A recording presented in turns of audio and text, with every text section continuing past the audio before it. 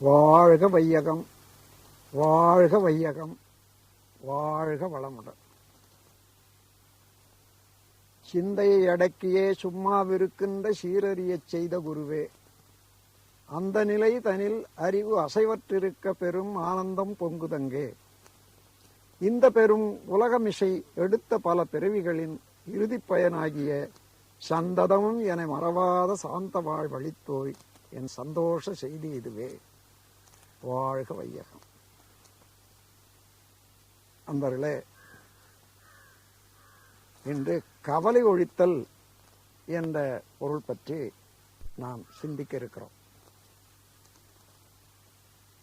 கவலை இல்லாத மனிதனே உலகத்தில் இல்லை என்றபடி இன்று எல்லார் உள்ளத்திலையும் கவலை இருக்கிறது. அப்போ அது காரணம் என்ன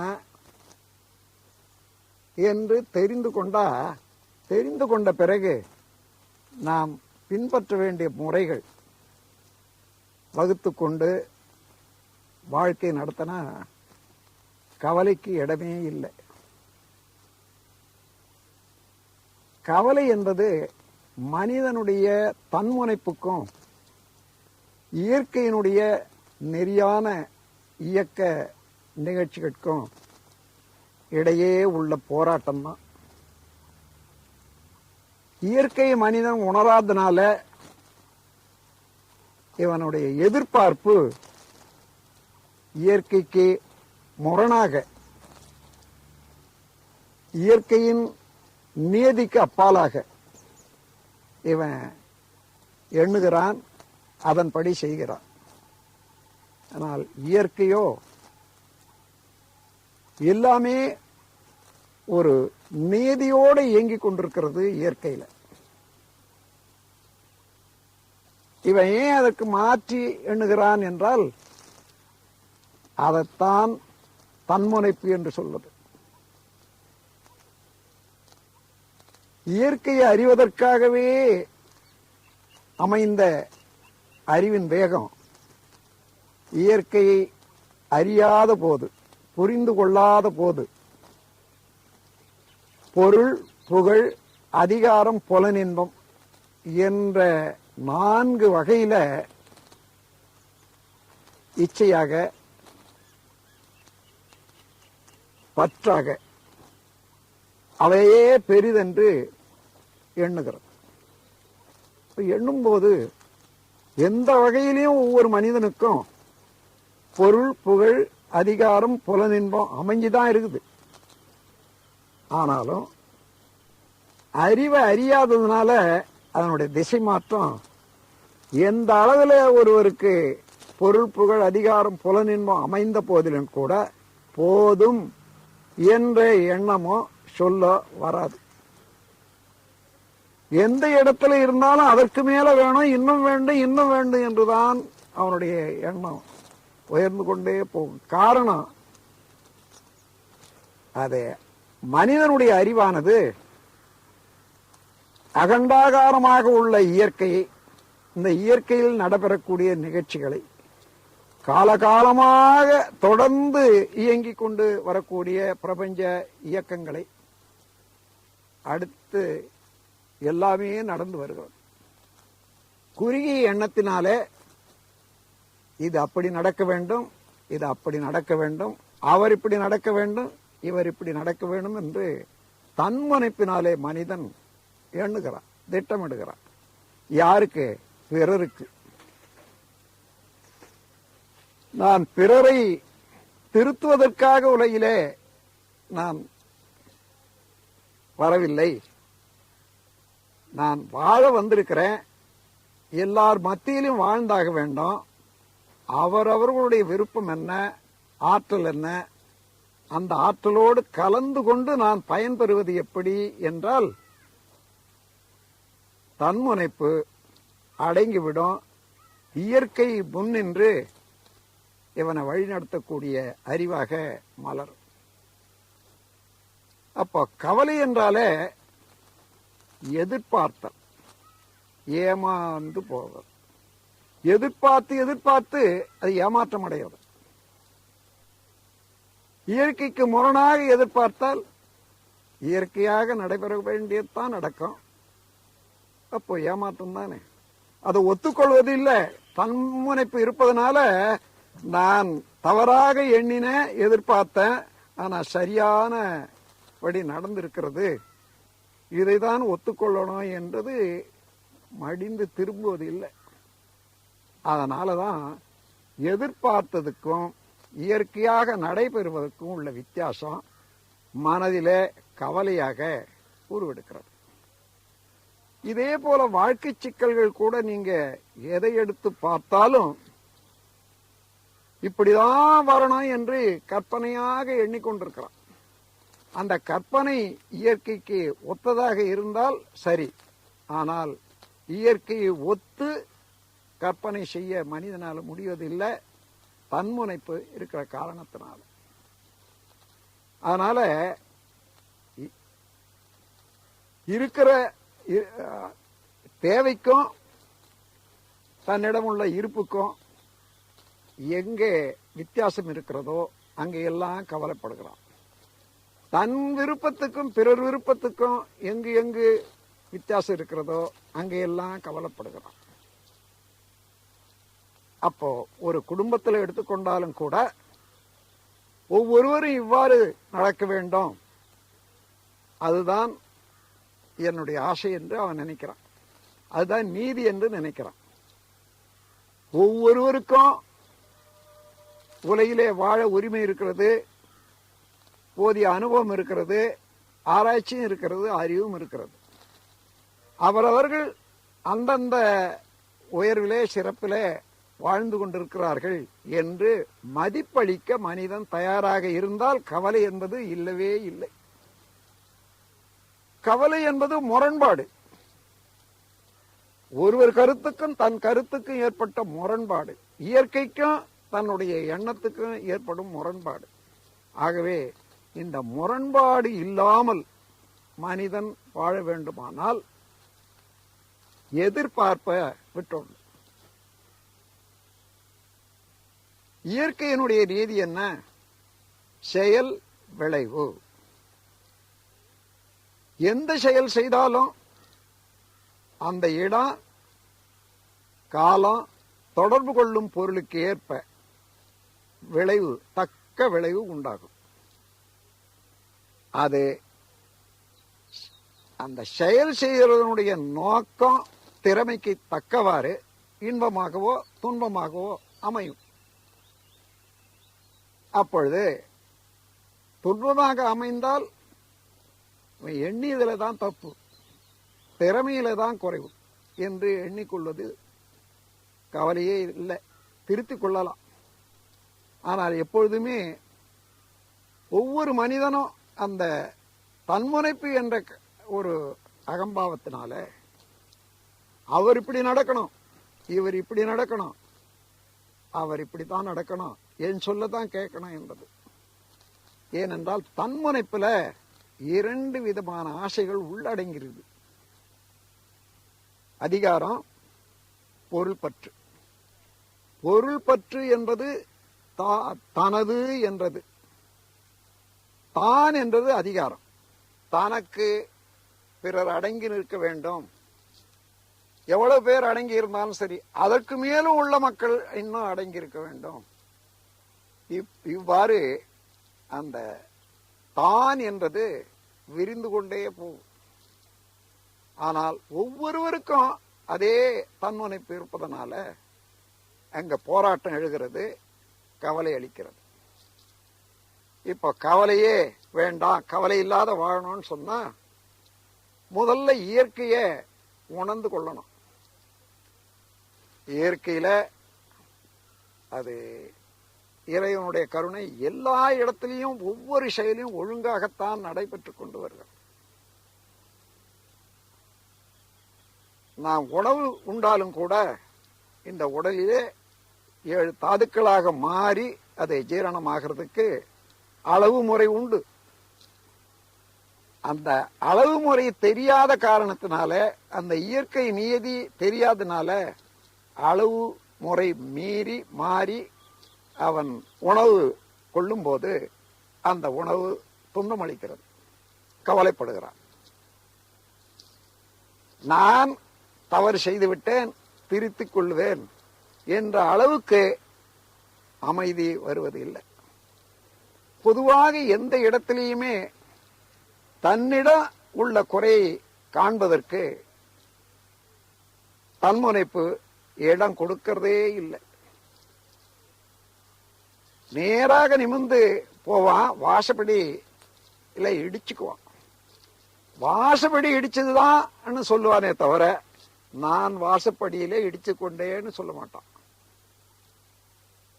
நடந்து கொண்டே இருப்பான், கல்லுல கால் பட்டு இடித்துக் கொள்வான். கல்லு இடிச்சதுன்னு தான் சொல்லுவானே தவிர நான் கல்லுலே இடிச்சு கொண்டேன்னு சொல்ல மாட்டான். இதுதான் தன்முனைப்பு ஊடுருவி ஒவ்வொரு வார்த்தையிலையும் கருத்திலையும் வெளிப்பட்டு கொண்டிருக்கிறது. அன்பர்களே, இந்த தன்முனைப்பு சரியாக உணரப்பெற்றால் இயற்கை உணர்ந்து, சமுதாயத்தை உணர்ந்து, பிறருடைய விருப்பத்துக்கும் அவருடைய ஆற்றலுக்கு ஒத்த முறையில நான் என்ன செய்ய முடியும், நான் என்ன பெற முடியும் என்றதுக்கு பதிலாக நான் என்ன செய்ய முடியும் என்ற எண்ணத்தோட தன்னுடைய ஆற்றலை கணித்துக் கொண்டானேயானால் வயது, உடல் நலம், கல்வி நலம், செல்வ வளம், திறமை இவைகளெல்லாம் கொண்டு எனக்கு இவ்வளவு இருக்கிறது, இதை கொண்டு நான் யாராருக்கு என்ன நன்மை செய்ய முடியும் என்றதாக உள்ளதை வைத்துக் கொண்டு திட்டமிட்டு செயல்புரியும் போது பிணக்கு இல்லை, எல்லாமே வெற்றிதான். அப்படி இல்லாது அதை பெற வேண்டும், இதை பெற வேண்டும், அவரிடமிருந்து இதை பெற வேண்டும், அவர் இதை செய்ய நான் சொல்லுவேன் கேட்கணும் என்ற அளவுக்கு தன் முனைப்பினால எதிர்பார்க்கிறதெல்லாம் எப்பொழுதும் சரி வராது.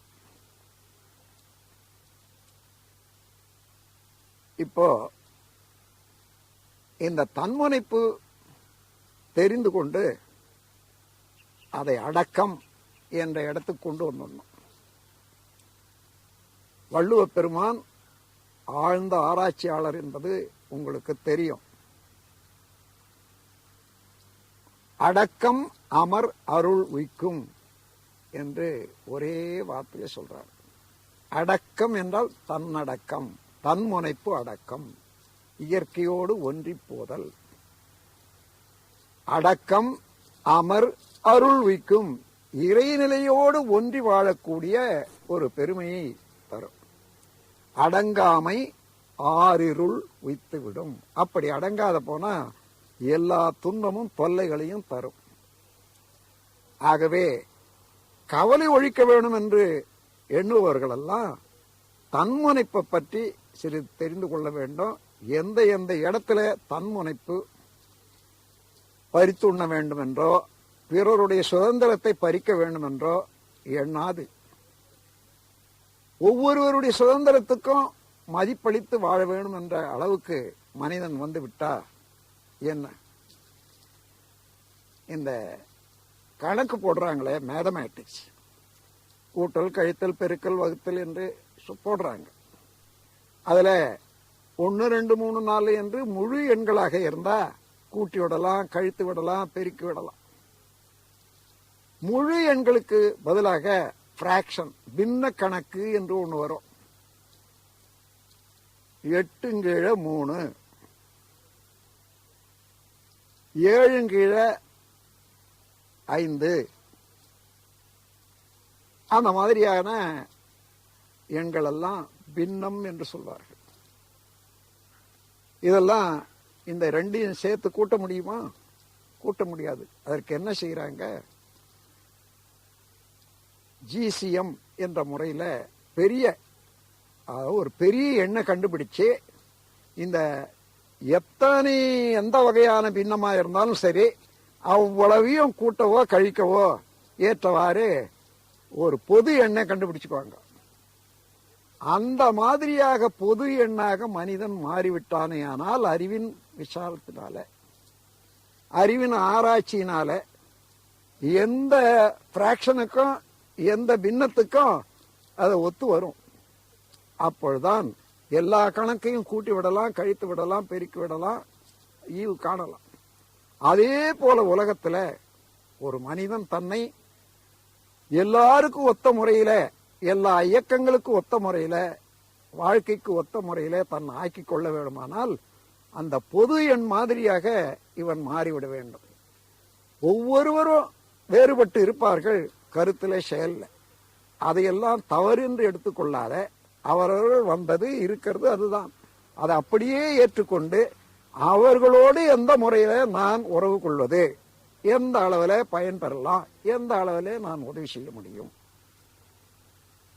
இப்படி சிந்திக்கிற போது தானாகவே நல்ல கருத்துகள் அறிவிலே உதயமாகும்.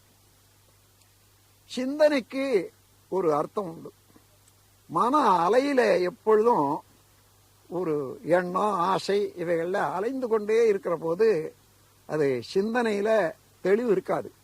சிந்தனை என்றால் அலையை நிறுத்தி ஒரு பொருளை, ஒரு விளைவை நாடி நீங்க சிந்திக்கிற போது அலை குறைந்து குறைந்து குறைந்து நிலைக்கு போறது. எந்த அளவுக்கு நிலைக்கு போறதோ அந்த அளவுக்கு எங்கே இந்த கேள்விக்கு விடை கிடைக்க வேண்டுமோ அங்க அந்த இடத்துக்கு மன அலைச்சூழல் நேரடியாக வர்ற போது அட்யூன்மெண்ட், அந்த நேரத்துல உடனே அதுக்கு விளக்கம் கிடைச்சு விடும். அப்படி சிந்திக்க கூடியவர்களுக்கு இறைநிலையில இருந்தே விளக்கம் கிடைக்கும். அப்படி கிடைக்கிற விளக்கத்தை பயன்படுத்தி விட்டா அன்னையில இருந்து அவன் அத்தகைய அறிவில உயர்ந்தவனாகவும் சிறந்தவனாகவும் மாறிவிடுகிறான். எனவே கவலை, வந்த கவலை அப்படியே போயிட வேணும் என்று நினைக்க முடியாது. இவனுக்கு ஒரு பொருள் வேணுமானால் அதுல கவலைப்படுறான். அந்த பொருளே இல்லாத எப்படி வாழ முடியும் என்று சிந்திக்கவும், அந்த பொருளைக்கு பதிலாக இன்னும் எந்த பொருளை வைத்து அந்த வேலையை முடிக்க வேண்டும் என்ற சிந்தனையும் எடுத்தானே ஆனால் கட்டாய நிச்சயம் அதை வெற்றி பெறலாம். அதன்றி நான் கொஞ்சம் கூட தன்னுடைய ஆசையில, தான் விரும்பிய விருப்பத்தில் இருந்து கொஞ்சம் கூட இறங்கி வராத, இதே போலதான் நடக்கணும், இந்த எண்ணத்துக்கும் செயலுக்கும் தான் எல்லாரும் கட்டுப்பாடணும் என்று நினைக்கிற போது கட்டாயம் அங்க மோதுதல் தான் உண்டாகும், பிணக்கு தான் உண்டாகும். இதுதான் கவலை. ஆக கவலை ஒழிக்க வேண்டுமானால் எதிர்பார்த்தல், இயற்கைக்கு முரணாக எதிர்பார்த்தல் என்பது ஒழித்திடும். எதிர்பார்க்கிறத ஒழிச்சிட்டோம்னா கவலையே இல்லை. எது வருகிறதோ அதுக்கு தக்கவாறு நடந்து கொள்ளலாம், செயல் முடியும். நண்பர்களே, இவ்வாறு இத்தகைய ஆராய்ச்சியும் அறிவும் வேணுமானா வாழ்க்கையில நீண்ட காலம் அனுபவம் பெற்றுத்தான் வர வேண்டியதாக இருக்கிறது. அதற்குள்ளாக பல சிக்கல்கள். ஒவ்வொரு சிக்கலும் மனிதனுக்கு கவலையாதான் வருது. அப்ப கவலை என்பது சிக்கல் என்று சொல்றோம், அதுதான் ப்ராப்ளம் என்று சொல்வார்கள். அது வரக்கூடாது என்று நினைப்பது அதுவே ஒரு பெரிய சிக்கல். உலகிலே நாம் வாழ்ந்து கொண்டிருக்கிறோம். பொருள் தேவை. அந்த பொருள் பெறுவதற்கும் அனுபவிப்பதற்கும் வைத்திருப்பதற்கும் மக்களுடைய உதவி தேவை. இந்த பொருள் உதவி, மக்கள் உதவி, இந்த இரண்டும் பெறுவதற்கு நாம் விரும்பிய அளவுல, முறையில, காலத்துல இதெல்லாம் கிடைக்கிறது முடியாது. அந்த இடத்துல மனித மனம் அமைதியாக பொறுமை கொள்ள வேண்டும். கொஞ்சம் முன்ன பின்ன இவன் விரும்புறதுக்கு கொஞ்சம் தள்ளி இருந்தாலும் அதை ஒத்துக்கொள்ள வேண்டும்.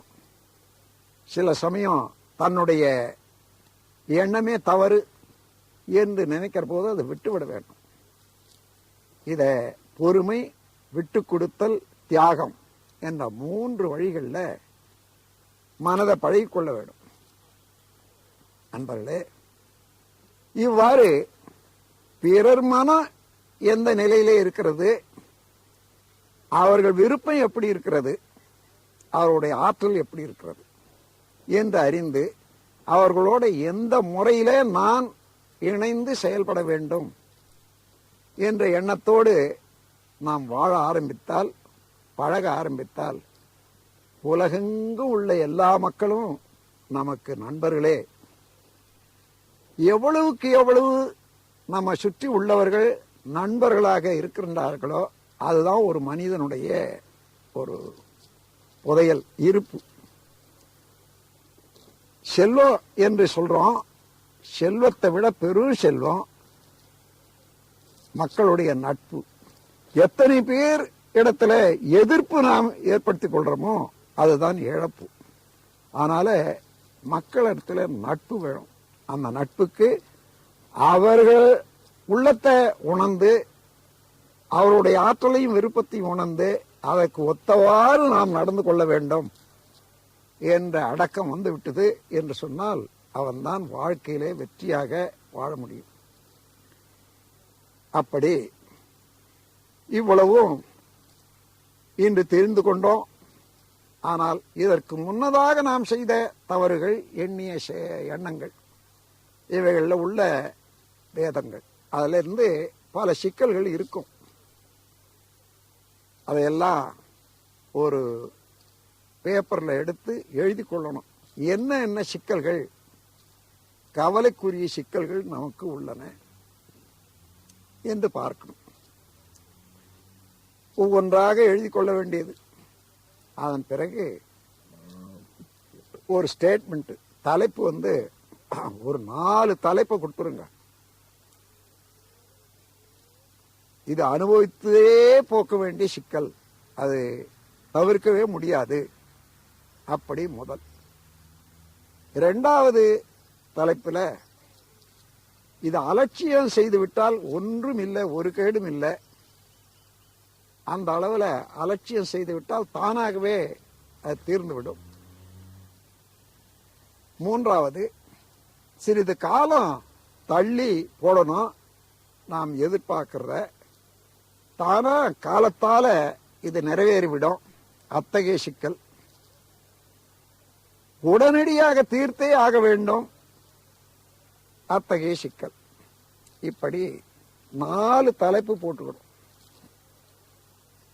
முன்ன வரிசையாக எழுதி கொண்ட வாழ்க்கை சிக்கல்கள், ப்ராப்ளம்ஸ், இவளை ஒன்றொன்றாய் எடுத்து இது எந்த தலைப்பில பொருத்துமோ அந்த தலைப்பின் கீழே எழுதி கொள்ள வேண்டியது, வகுத்து கொள்ள வேண்டியது. அப்படி மொத்தமும் போட்டுவிட்ட பிறகு இப்ப முதல் தலைப்பை எடுத்துக்கொள்ளுவோம். எந்த தலைப்பில எதை வைக்கிறதுன்னு சொன்னா, நாம தீர்க்க முடியாதது, அதை அனுபவித்தே தான் ஆகணும் என்றால், இப்போ ஒரு மனிதன் ஒரு தொழிற்சாலையில உத்தியோகம் செய்யறான். ஏதோ தவறுதலாக ஒரு விரல் போய்விட்டது. அதை மிச்ச விரலை கொண்டுதான் வாழ வேண்டும். காலையிலிருந்து மாலை வரையில அந்த கையை பார்த்து விரல் போச்சே என்று அழுது கொண்டு இருந்தால் வாழ முடியுமா? அதை ஏற்றுக்கொண்டு மிச்ச விரல்களை கொண்டு எவ்வளவு தூரம் செயல் புரிய முடியுமோ அந்த அளவுல தன்னை தயார் செய்து கொள்ள வேண்டும், ஒப்புக்கொள்ள வேண்டும். இதுதான் தீர்க்க முடியாத பிரச்சனை. அதை ஏற்றுக்கொள்ள வேண்டும். அப்படியே அதே போல ஒரு குடும்பத்துல ஒரு குழந்தை போலியோ நோயினால செயலிழந்து விட்டது, கையோ காலோ, மூளை வளர்ச்சி இல்லை. அதற்கு செய்ய வேண்டிய எல்லா சிகிச்சை செய்து கூட இன்னும் சரியாக வரல. அதையே பார்த்து அழுது கொண்டு இருந்து பிரயோஜனமே இல்லை. அதை அப்படியே ஏற்றுக்கொண்டு மற்ற செயல்களை நாம் செய்ய வேண்டியதுதான். இந்த குழந்தைக்கு எப்போ என்ன செய்யணுமோ, தந்தை என்ற முறையில, தாய் என்ற முறையில அதை செய்து கொண்டு மற்ற வேலையை செய்ய வேண்டியதுதான். இதுதான் இருக்கிறதை அப்படியே ஒப்புக்கொண்டு தன்னால அது இயலாது, மாற்ற இயலாது என்றது தெரியும் போது அதை ஒப்புக்கொண்டு அதன் வழியே வாழத் தொடங்குவதுதான் அத்தகைய ப்ராப்ளம், சிக்கல்கள் எல்லாம் முதல் பகுதியில எழுதி கொள்ளணும். இரண்டாவது, அலட்சியம் செய்ய வேண்டிய சிக்கல்கள். நாம் வாழ்ந்து கொண்டிருக்கக்கூடியதுக்கு பக்கத்து வீட்டுல ஒரு நாய் வாங்கிட்டாங்க. ராத்திரில 4 தடவை குலைக்குது, பகல்லையும் குலைக்குது. சில சமயம் அது தொந்தரவா தான் இருக்கு. என்ன செய்வது? அவர்கள் நாய் வீட்டுக்குள்ளாக கட்டிக்கொள்வதில் நாம் குறுக்கிட முடியாது. அதையே ஒரு பெருசாக்கி கொண்டு அதை அவனோட சண்டை போடுறது அல்லது கோர்ட்டுக்கு போறது, இன்னும் பல தொல்லைகளை வச்சது. அதை விட்டுட்டு அது அவ்வளவுதான் அலட்சியம். நாய் இருந்தா கொலைக்கும், வீடு இருந்தா அவர்களுக்கு நாய் வேண்டும் காவலுக்கு, அதை ஏற்றுக்கொள்ள வேண்டியதுதான். அதை அலட்சியம் செய்து விட்டா 4 வேளை கொலைக்கிறது 2 வேளைக்கு வரும். அதுக்கப்புறம் அது பழக்கமாகிவிடும், கொலைப்பதே குறைவாயிடும். அந்த மாதிரியில தானாகவே அது நிவாரணம் ஆயிடும். ஒரு மனிதன் ஒரு உயர்ந்த, அதாவது டால் நெட்டையா இருக்கிறான், வளர்ந்துட்டான். பக்கத்து வீட்டுக்காரன் எப்ப பார்த்தாலும் அவனை பார்த்து கேலி பண்றான்.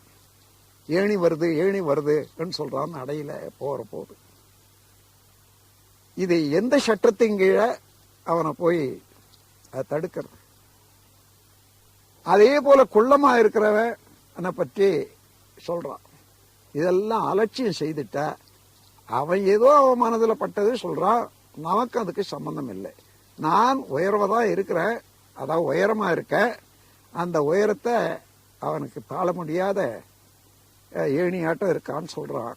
சொன்னதுனால தப்பு இல்லை, அவன் சொல்றது சரி, சொல்லி போட்டோம் என்று விட்டுவிட்டா எவ்வளவு நாள் சொல்லிட்டு இருப்பான்? தினம் காலையிலிருந்து மாலை வரைக்கும் ஏணி ஏணின்னு சொல்லிட்டு இருப்பான்.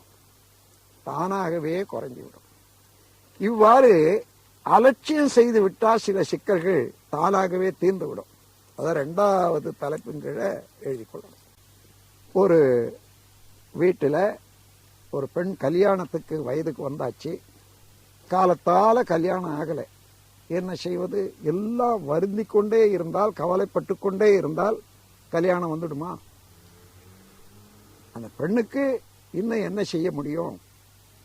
கல்யாணம் ஆகலை, ஆகவே இல்ல முடியாத கூட போச்சு. அந்த பெண்ணுக்கு வாழ்க்கைக்கு என்ன செய்ய முடியும் என்றது ஏதோ ஒரு வேலையை கற்றுக் கொடுத்து அது கை வேலையின் மூலமாக அது வாழ வேண்டிய ஏற்பாடு செய்யலாம்.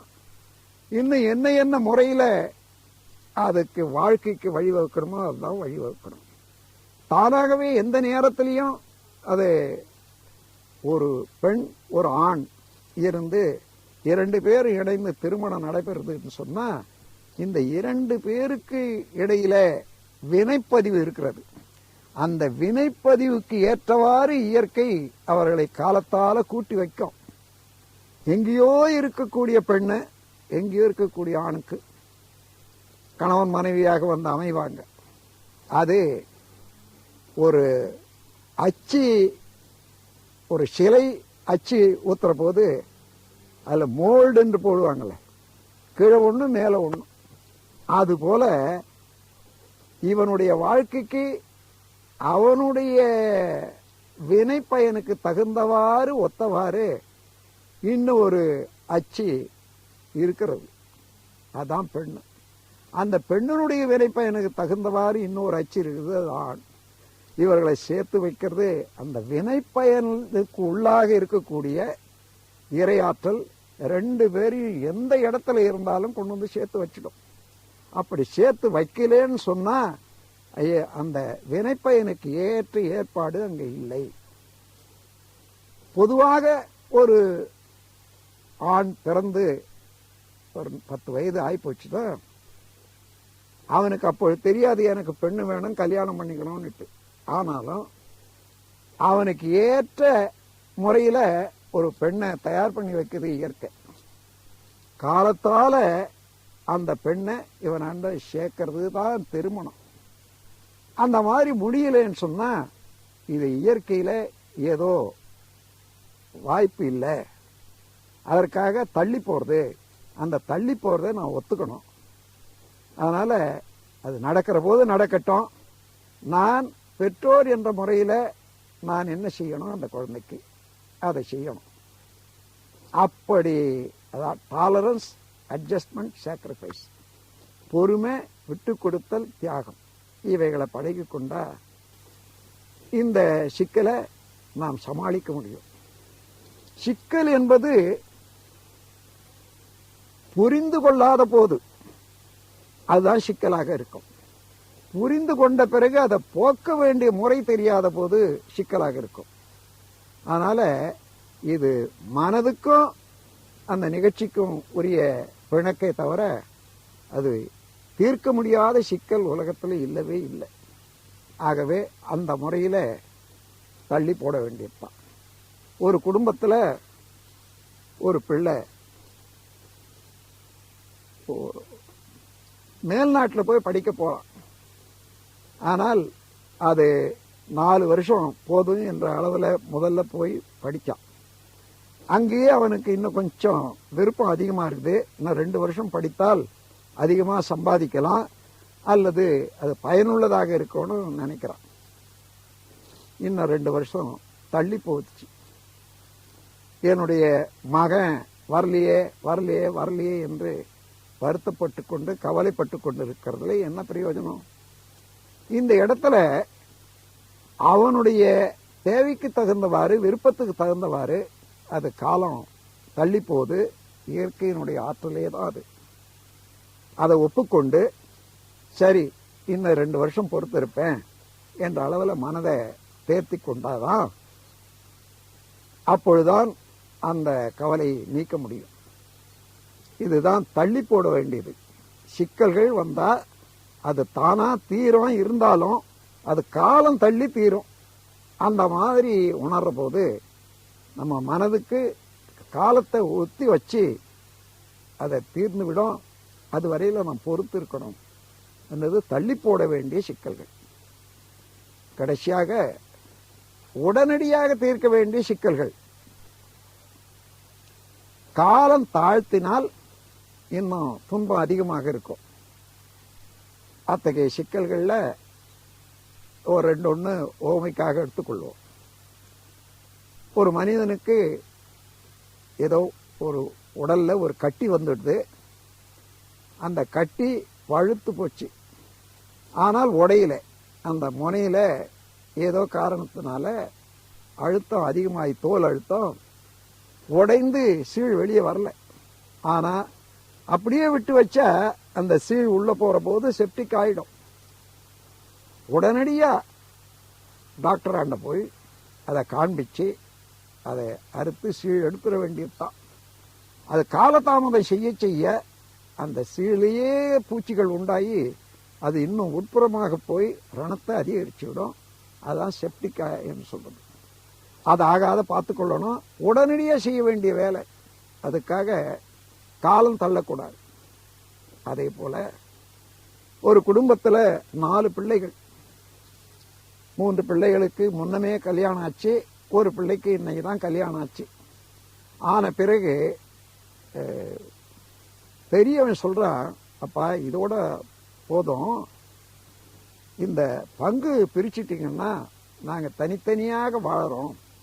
4 பேர் பெண்கள் ஒரே வீட்டில் ஒற்றுமையாக இருப்பாங்கன்னு சொல்ல முடியாது, நாங்கள் பிரிஞ்சு போறோம்னு சொல்றோம்.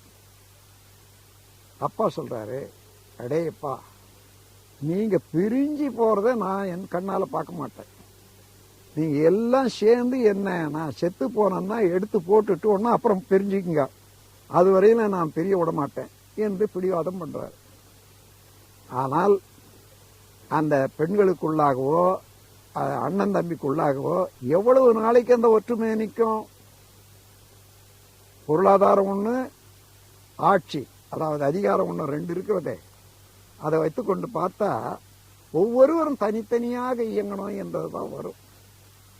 அதுல ஏற்படக்கூடிய சிக்கல்களும் தொந்தரவுகளும் உலகத்துல எப்படி நடந்து வருதுன்னு பார்க்க தெரியும். அதெல்லாம் வராத இருக்கணும்னு சொன்னா எந்த இடத்துல இந்த எண்ணம் விரிஞ்சு போகணும் என்ற எண்ணம் வந்ததோ உடனே அவங்களை கூப்பிட்டு, அப்பா இந்தா இது உன்னுடைய சொத்து, இது உன்னுடைய சொத்து, பிரிச்சு எடுத்துக்கிட்டு எல்லாரும் சௌகரியமா இருக்கலாம். இது உடனடியா செய்ய வேண்டிய வேலை தான். அப்போ உடனே அந்த சிக்கல் தீர்ந்து போச்சு. இம்மாதிரியாக எழுதிய எல்லா சிக்கல்களையும் ஒன்றொன்றா எடுத்து ஆராய்ச்சி செய்து அந்தந்த தலைப்பில் வச்சு அதுக்கு செய்ய வேண்டிய கடமை, செயல் முறை இவைகளை பின்பற்றி வருவோமே ஆனால் இருக்கக்கூடிய சிக்கல்களையும் தீர்த்து விடலாம். அவ்வப்போது வரக்கூடிய சிக்கல்களையும் எதிர்பார்த்தது உடனடியா அங்கேயே தீர்மானத்தில் சிக்கலை தீர்த்து கொள்ளலாம். அதோடு இந்த குடும்பங்கள்ல சிக்கல் வர்றதுக்கு ஒரு காரணம் உண்டு. குடும்பங்கள்ல, காரியாலயத்துல ஒருத்தருக்கு ஒருத்தர் இடையே மன வேறுபாடுனால கவலை வரும். இதற்கு சில உதாரணங்களை கொடுக்கிறேன். ஒரு மனிதனுடைய கருத்துக்கு இன்னொரு மனிதனுடைய கருத்து வேறுபடுறதுக்கு 4 டைமென்ஷன்ஸ், 4 உறுப்புகள் உள்ளது. ஜஸ்டிபிகேஷன் ஆஃப் நீட், அதாவது தேவையினுடைய உணர்தல். நீதி, இது தேவை என்றது ஒருத்தர் நினைக்கிறான். தேவையில எந்த அளவு தேவை என்றத இருக்கிறது, தேவையினுடைய அளவு. தேவையை பெறுவதற்குரிய முறை, தேவையை பெறுவதற்குரிய காலம். 2 பேர் ஒரு வீட்டில் இருந்தா இந்த தேவை என்ற உணர்வு, அதில் உள்ள நீதி, அதனுடைய அளவு, குவாலிட்டி, தன்மை, காலம், இந்த 4ம் 2 பேருக்கு ஒத்து வரும்னு சொல்லவே முடியாது, வேறுபடும். இந்த 4ல உணர்ந்தவர்கள் எந்த இடத்துல விட்டு கொடுக்கணும், எந்த இடத்துல அட்ஜஸ்ட் பண்ணிக்கணும்னு இருந்தால்தான் முடியுமே தவிர 2 பேரும் ஒரே மாதிரியாக அவரவர்கள் இருப்பிலேயே இவ்வளவு தேவை இல்ல, தேவையே இல்லை என்றாலும் இந்த அளவு போதும், இல்ல இல்ல அந்த அளவு வேண்டும், இல்ல இந்தந்த முறையில தான் அதை பெறணும், இல்ல வேறு முறையில பெறணும், இப்போதான் வேணும், இல்லது 2 மாதம் பொறுத்து வேண்டும். இப்படி இதற்கு ஒரு ஓமையே சொல்லலாம். கணவன் மனைவி 2 பேரும் சாப்பிட்டாங்க, உட்கார்ந்து பேசிக் கொண்டிருக்கிறார்கள். அந்த சமயத்தில் ஒரு பிச்சைக்காரன் வர்றான்.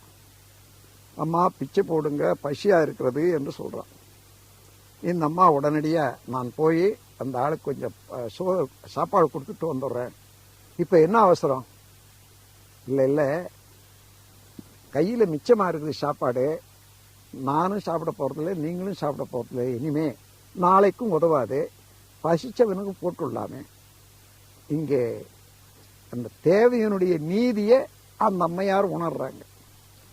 இவரு அவனுக்கு அப்படி தேவைன்னா இன்னொரு இடத்துல போய் வாங்கிக்கிட்டோமே என்று சொல்றாரு. அப்போ அவங்க சொல்றாங்க, இங்க வீணாக போகுது, அவன் பசியோட இருக்கிறான், அதை நிறைவு செய்யத்தான் நல்லது, நான் போய் போட்டுட்டு வந்துடுறேன். சரி, தொலைஞ்சு போய் சாப்பாடு எடுத்துட்டு வர்றாங்க. சாதம் ஒரு தட்டுல. பார்க்கிறாரு, என்ன இவ்வளவு சாதமா? ஆமாங்க, இவ்வளவு மிச்சம்தான். பிச்சைக்காரனுக்கு போட்டா ஒரு பிடி எடுத்து போடுவாங்க, இந்த மாதிரி தட்டுல எடுத்து வந்து போடுறியே. அளவு. அந்த அம்மையார் அங்க இருக்கிறது மிச்சம், அதனால அப்படியே போடலான்றாங்க. இவரு ஒரு பிடி போட்டா போதும்ன்றாரு, மிச்சத்தை என்ன செய்யறது? இங்கே தேவையினுடைய அவசியத்தை உணர்றதுல முன்ன வித்தியாசம் வந்தது மனம். இப்போ தேவையினுடைய அளவுல வருது. எடுத்துட்டு போறாங்க.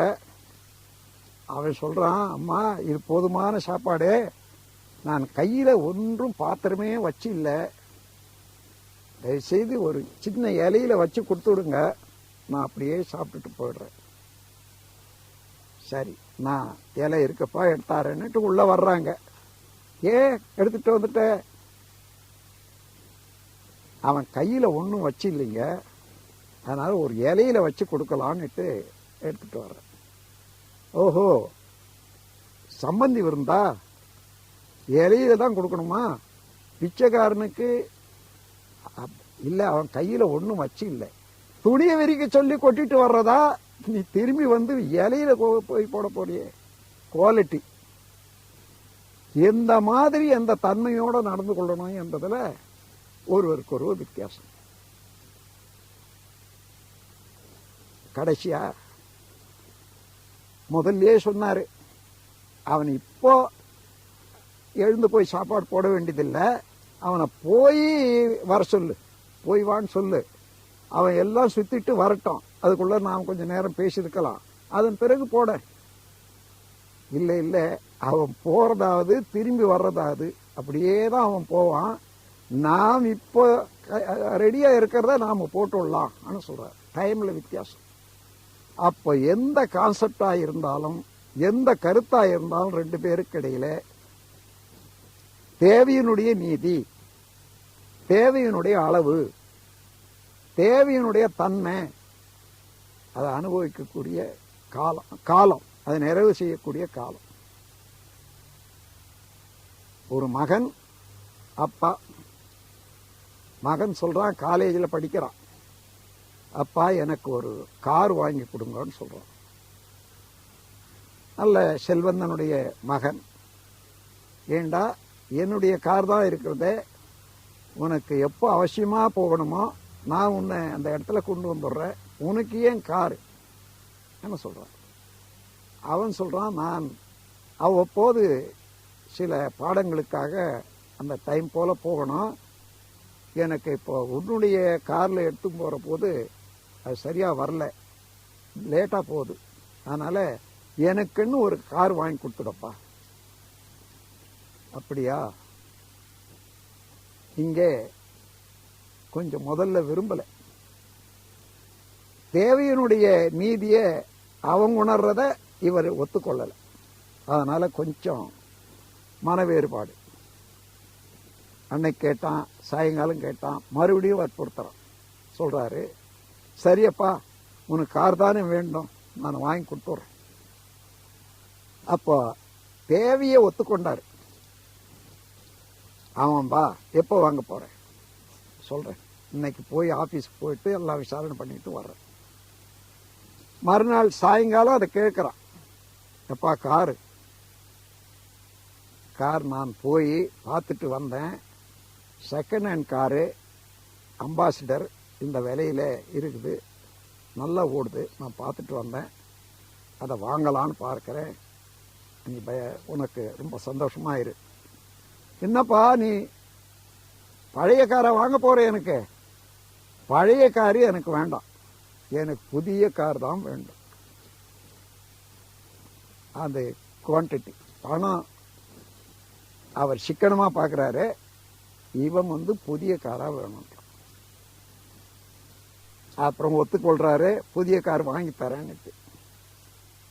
அவருக்கு சின்ன காரா இருக்கணும்னுட்டு ஒரு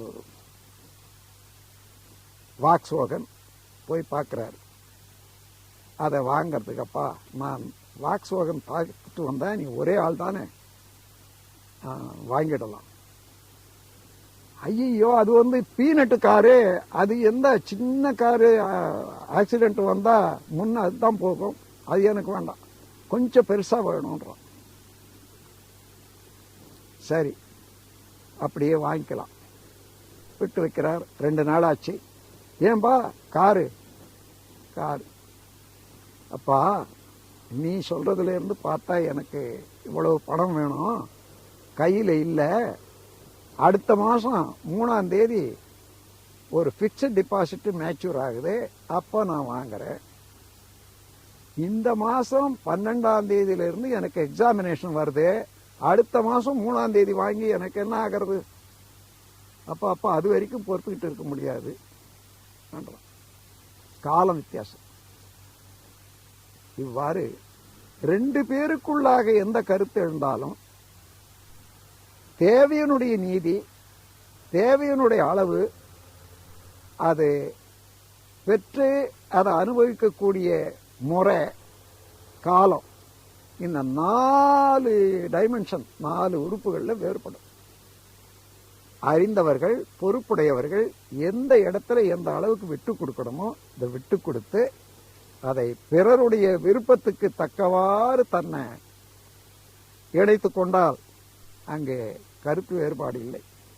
கருத்து வேறுபாடு இல்லாத வாழ்க்கை ஒரு மனிதன் நடத்த தொடங்கினால் அதை விட இனிமையான வாழ்வு இல்லை, மகிழ்ச்சியான வாழ்வு இல்லை, நிறைவான வாழ்வு இல்லை. ஆகவே அந்த கருத்து வேறுபாடு எந்த இடத்துலையும் வராத பார்த்து கொள்ளக்கூடிய அளவுக்கு மனம் விரிந்திருக்கணும். பிறருடைய விருப்பத்தை உணர்ந்து அந்த விருப்பத்தை மதித்து நடக்க தெரிந்து கொள்ளணும். எந்த இடத்துலயாயிலும் சில சங்கடம் வரும். அதாவது ஒரு வன்முறையாக சில சமயத்தில் செயல் புரிய வேண்டி வரும்.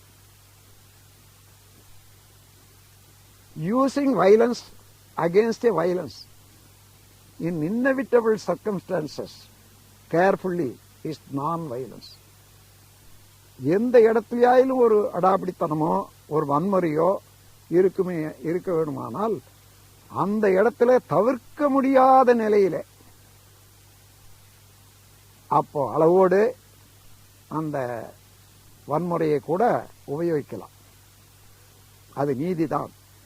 அந்த அளவுல மனதில் ஒரு தெளிவும் உறுதியும் வைத்துக்கொண்டு வாழ்க்கையில நாம் பழகி கொண்டோமையானால் பிணக்கு என்பது இல்லாமலே இருக்கலாம். டாலரன்ஸ், அட்ஜஸ்ட்மெண்ட், சாக்ரிஃபைஸ், பொறுமை, விட்டு கொடுத்தல், தியாகம், இந்த 3ல இந்த இடத்துல எது வேண்டும் அதை பயன்படுத்தி ஒன்று நட்டமில்லை. இந்த உலகத்துக்கு வந்தோம், வாழ்ந்து கொண்டிருக்கிறோம், ஒரு நாளைக்கு போறோம். கொஞ்சம் விட்டு கொடுக்கறதுலயோ பொறுமை இருக்கிறதுலையோ ஒன்றும் அதனால ஒன்றும் நஷ்டம் இல்லை. ஆகவே வாழ வேண்டும், வாழ்க்கை இனிமையாக இருக்க வேண்டும் என்றதை முக்கிய குறிக்கோளா வைத்துக் கொண்டிருந்தால் அதுக்கு தக்கவாறு தன்மனத்தை இறங்கிவிடும். இணைந்து செயலாற்றக்கூடிய பண்பாடு வாழ்க்கையிலே ஏற்படும். இதுதான் கவலையை போக்க வழி. கவலை என்பது அப்படியே வைத்துக் கொண்டிருந்தால் நம்முடைய ஜீவகாந்த சக்தியை வரட்டி எடுத்துவிடும். நாட்டுப்புறங்கள்ல ஏற்றம்னு போடுவாங்க, தண்ணி எரிக்கிறது கிணத்துல இருந்து. அதுதான் முற்காலத்தில் இருந்தது. ஆனால் அதற்கு மேலாக பிற்காலத்துல கவலைன்னு ஒண்ணு போட்டாங்க. என்னன்னா 2 மாடு கட்டி ஒரு பெரிய அளவுல மாட்டு தோல்ல ஒரு ஒரு ஒரு இதா ஒரு பாத்திரத்தை போல செய்து அதை உள்ள இறக்கி இழுத்து போடுறது. அதுக்கு கவலைன்னு பேர் வச்சாங்க. ஏன்னா சீக்கிரமாக தண்ணியை வடிகட்டிடுறதுனால கவலை.